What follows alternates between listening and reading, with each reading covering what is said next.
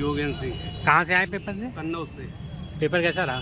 बढ़िया रहा। कोई दिक्कत परेशानी है? कोई परेशानी नहीं, बहुत कड़ी सुरक्षा में पेपर हुआ है, बहुत अच्छी व्यवस्था है। और जूता चप्पल आप लोग सारा कुछ बाहर कर दिया, बेल्ट लेके धागा। तो उसके बाद जूते चप्पल पहन के परीक्षा दिया कि उतार के? पहन के पहले उतार के चेक कर लिया, फिर उसके बाद पहना दिया।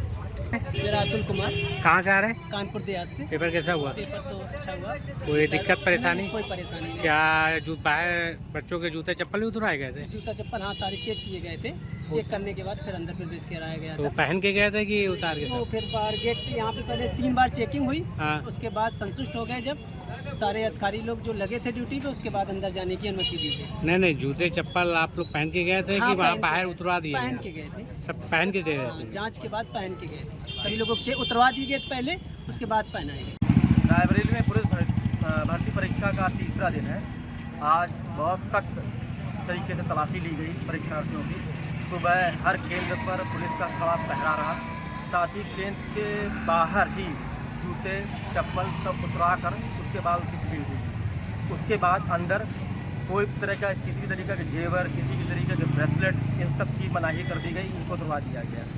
वहीं रायबरेली में शुक्रवार को एक नकलची पकड़ा गया था, जो कि बेला थाना क्षेत्र के पूर्वा ताला का रहने वाला था, जिसको कल कोर्ट के आदेश पर रिहा कर दिया गया है, जमानत पर दिया गया है। पुलिस भर्ती परीक्षा के दौरान शुक्रवार को एक नकलची पकड़ा गया था, जो कि औरैया जिले के बेला थाना क्षेत्र के पूर्वा ताला का रहने वाला था, जिसको कि शनिवार को कोर्ट में पेश किया गया। उसके बाद उसको जमानत पर रिहा कर दिया गया है। अब इस पूरे मामले की जांच चल रही है, लेकिन सबसे बड़ी दिक्कत ये है कि पुलिस प्रशासन ने उसको सही तरीके से जांच नहीं की। आखिर क्यों नहीं की, इस पर तमाम तरीके के सवाल उठ रहे हैं। इस पूरे मामले को उत्तर प्रदेश पुलिस भर्ती एवं प्रोन्नत बोर्ड को सौंप दिया गया। साथ ही जो डिवाइस मिला था उसको विधि विज्ञान प्रयोगशाला लखनऊ भेजा गया है।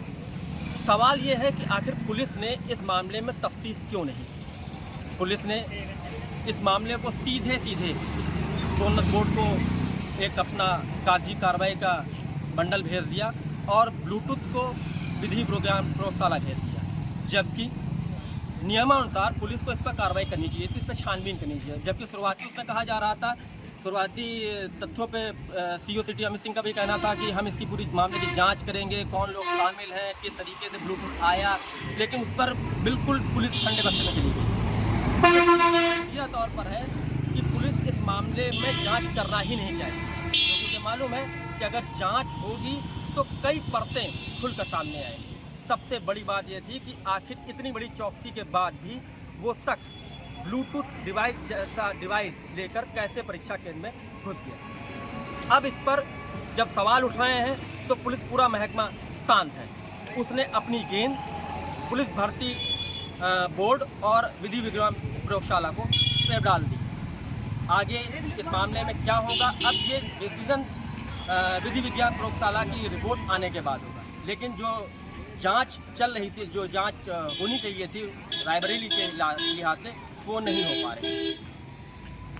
अभी जो पुलिस के अधिकारियों का कहना है, वो भी इस मामले में बहुत कुछ नहीं बोल रहे हैं, बस ये कह रहे हैं कि जांच हो रही है। सवाल ये है कि आखिर किस तरह की जांच हो रही है और किस तरीके की पुलिस इसको हैंडल करना चाहती है। इस सिचुएशन को, जो आई सिचुएशन थी, उसको पुलिस को कैसे हैंडल करना चाहिए था, इस पर किसी के पास कोई जवाब नहीं।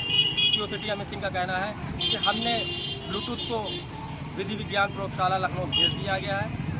साथ ही जो दस्तावेज थे उनको भर्ती बोर्ड को भेजा है। आगे जो रिपोर्ट आएगी तो उस पर कार्रवाई की जाएगी। आशीष दीक्षित, हमारे। अगर आप ये वीडियो YouTube पर देख रहे हैं तो हमारे चैनल को सब्सक्राइब करें और बेल आइकन को दबाना ना भूलें। अगर आप Facebook पर ये वीडियो देख रहे हैं तो हमारे पेज को लाइक करें।